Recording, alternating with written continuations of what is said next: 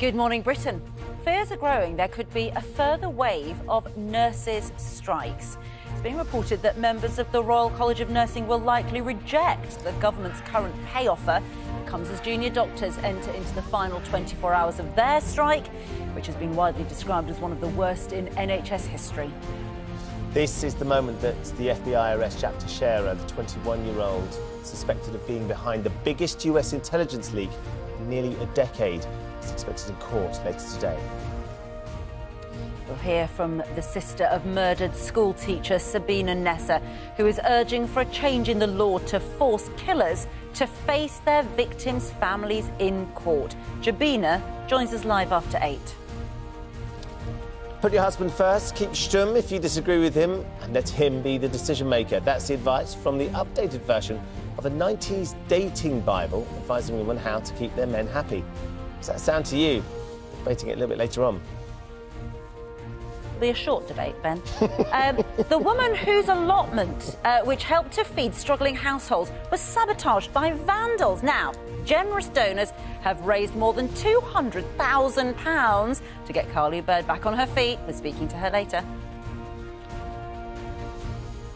Yesterday, the rocket launch here in French Guiana was abandoned due to the risk of lightning. Storm clouds are gathering, putting the multi-billion-pound launch at risk again.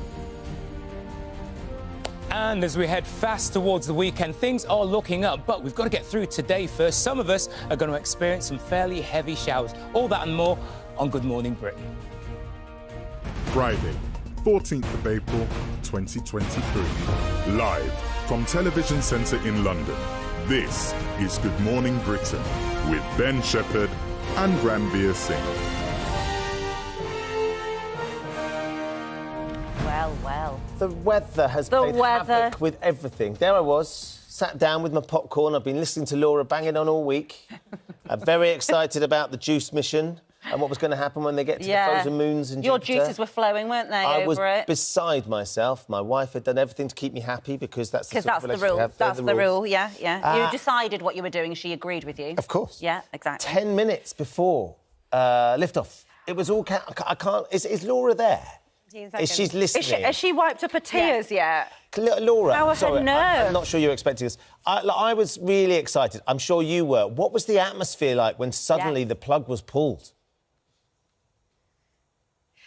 I went downstairs to go and grab a second camera and a GoPro so I could get some reaction shots of the launch. And then there was a whole live feed. There was a whole presentation. There were hundreds of people in the control room. They were talking to the astronauts from the European Space Agency about the future of spaceflight.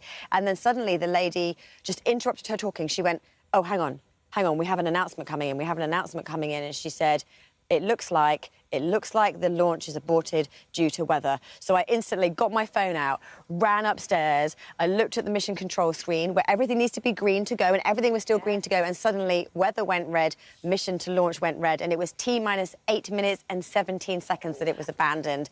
And then everybody was just running around. Everybody in the room stood up, everybody was talking to each other, everybody in the control room was on their phones, and then the countdown clock was just stopped. And when you say the weather, it was lightning strikes, was it, that was the issue?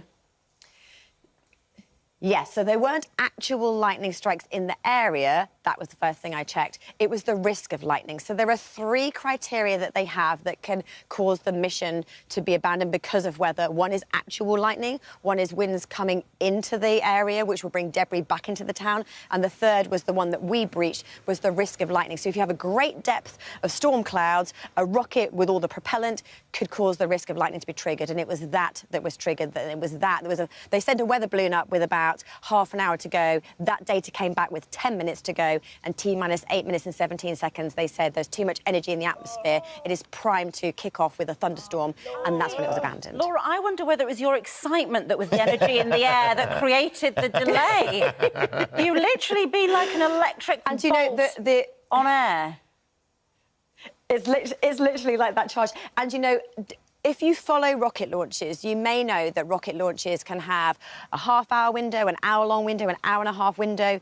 The launch for this is instantaneous. They have 1 second to launch, so they could have delayed a normal flight, but this one, because of the planetary alignments, even though it's an 8-year flight, they have 1 second to launch. So we go again today. And if they don't launch today, we can launch tomorrow. Okay, hold on. And if not, it goes every day until the end of April. So essentially what you're doing is you're extending your stay in French Guiana. You've sorted out your childcare for the rest of the month, is what you're saying here, Laura. You don't seem that upset. Do you know, I underneath, let's be honest. have a vision of what Charlotte looks like.